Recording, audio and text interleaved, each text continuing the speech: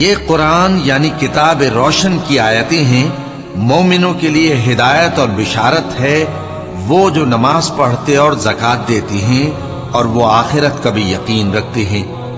جو لوگ آخرت پر ایمان نہیں رکھتے، ہم نے ان کے اعمال ان کے لیے آراستہ کر دیے ہیں تو وہ بھٹکتے پھر رہے ہیں۔ یہی لوگ ہیں جن کے لیے برا عذاب ہے اور وہ آخرت میں بھی بہت نقصان اٹھانے والے ہیں۔ اور تم کو یہ قرآن اس حکیم و علیم کی طرف سے عطا کیا جاتا ہے۔ جب موسیٰ نے اپنے گھر والوں سے کہا کہ میں نے آگ دیکھی ہے، میں وہاں سے رستے کا پتہ لاتا ہوں یا کوئی شعلہ یعنی ایک انگارہ تمہارے پاس لاتا ہوں تاکہ تم آگ تاپو۔ جب موسیٰ اس کے پاس آئے تو ندا آئی کہ وہ جو آگ میں تجلی دکھاتا ہے بابرکت ہے، اور وہ جو آگ کے ارد گرد ہے، اور اللہ جو تمام عالم کا پروردگار ہے پاک ہے۔ اے موسیٰ، میں اللہ ہوں، عزت والا، حکمت والا، اور اپنی لاٹھی ڈال دو۔ سو جب اسے دیکھا تو اس طرح حرکت کر رہی تھی گویا سانپ ہے، تو پیٹ پھیر کر بھاگے اور پیچھے مڑ کر نہ دیکھا۔ فرمایا، اے موسیٰ، ڈرو مت، میرے پاس پیغمبر ڈرا نہیں کرتے۔ ہاں، جس نے ظلم کیا پھر برائی کے بعد اسے نیکی سے بدل دیا تو میں بخشنے والا مہربان ہوں۔ اور اپنا ہاتھ اپنے گریبان میں ڈالو، بے عیب سفید و روشن نکلے گا۔ ان 2 معجزوں کے ساتھ جو 9 معجزوں میں داخل ہیں فرعون اور اس کی قوم کے پاس جاؤ کہ وہ بدکردار لوگ ہیں۔ پھر جب ان کے پاس ہماری روشن نشانیاں پہنچیں تو کہنے لگے یہ کھلا جادو ہے، اور بے انصافی اور غرور سے ان کو ماننے سے انکار کیا، جبکہ ان کے دل ان کو مان چکے تھے۔ سو دیکھ لو کہ فساد کرنے والوں کا انجام کیسا ہوا۔ اور ہم نے داؤد اور سلیمان کو علم بخشا، اور انہوں نے کہا کہ اللہ کا شکر ہے جس نے ہمیں اپنے بہت سے مومن بندوں پر فضیلت دی۔ اور سلیمان داؤد کے قائم مقام ہوئے اور کہنے لگے کہ لوگوں، ہمیں اللہ کی طرف سے پرندوں کی بولی سکھائی گئی ہے اور ہر چیز عنایت فرمائی گئی ہے، بے شک یہ اس کا خاص فضل ہے۔ اور سلیمان کے لیے جنوں اور انسانوں اور پرندوں کے لشکر جمع کیے گئے اور پھر ان کی جماعتیں بنائی گئیں، یہاں تک کہ جب چیونٹیوں کے میدان میں پہنچے تو ایک چیونٹی نے کہا کہ چیونٹیوں، اپنے اپنے بلوں میں داخل ہو جاؤ، ایسا نہ ہو کہ سلیمان اور اس کے لشکر تم کو کچل ڈالیں اور ان کو خبر بھی نہ ہو۔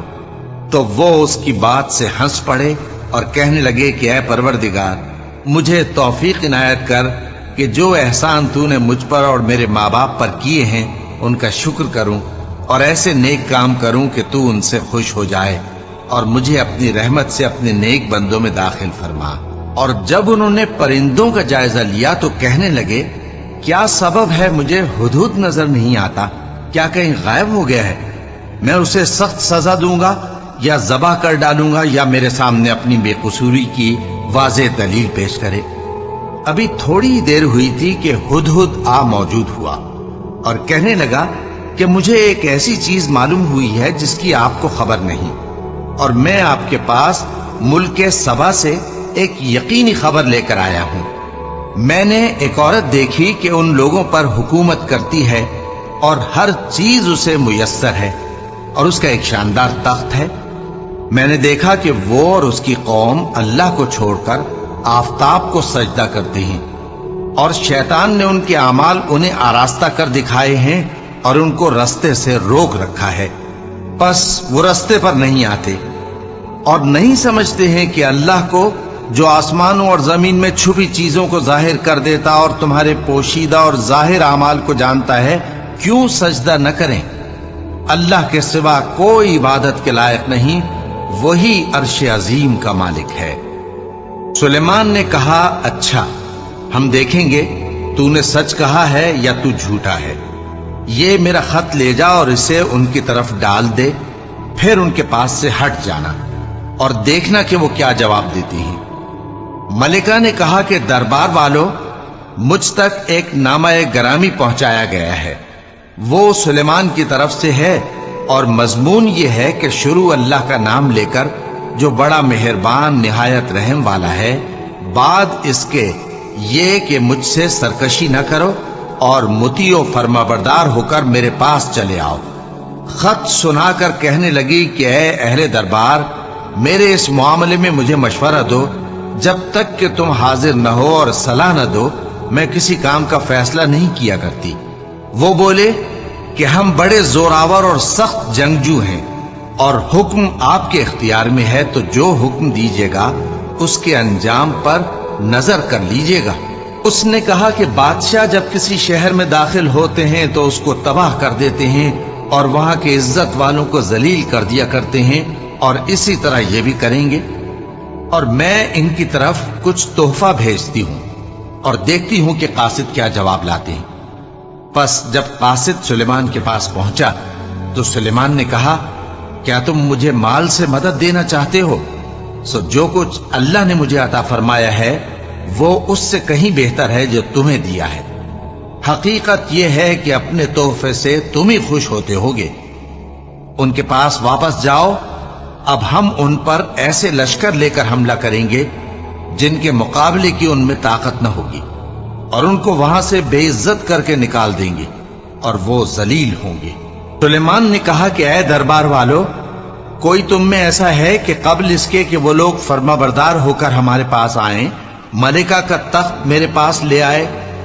जिन्नात में से एक कवि हैकल जिन ने कहा कि कबल इसके कि आप अपनी जगह से उठें, मैं उसको आपके पास ला हाजिर करता हूं, और मुझे इस पर कुदरत भी हासिल है और अमानतदार भी हूं। एक शख्स जिसको किताब इलाही का इल्म था कहने लगा कि मैं आपकी आंख के झपकने से पहले पहले उसे आपके पास हाजिर किए देता हूं।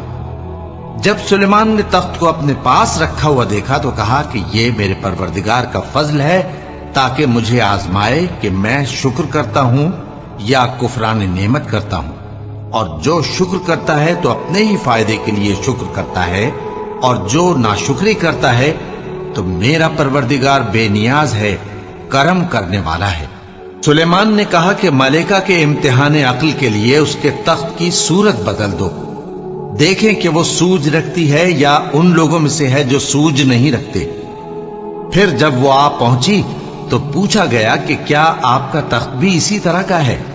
उसने कहा कि ये तो गोया हू बहू वही है, और हमको इससे पहले ही सुलेमान की अजमत व शान का इल्म हो गया था, और हम फरमाबरदार हैं। और वो जो अल्लाह के सिवा दूसरों की परस्तिश करती थी, सुलेमान ने उसको उससे मना किया कि वो काफिरों में से थी। उसके बाद उससे कहा गया कि महल में चलिए। जब उसने उसके फर्श को देखा तो उसे पानी का हौज समझा और कपड़ा उठाकर अपनी पिंडलियां खोल दी। सुलेमान ने कहा, ये ऐसा महल है जिसके नीचे भी शीशे जड़े हुए हैं। वो बोल उठी कि परवरदिगार, मैं अपने आप पर जुल्म करती रही थी, और अब मैं सुलेमान के साथ अल्लाह रब्बुल आलमीन पर ईमान लाती हूं।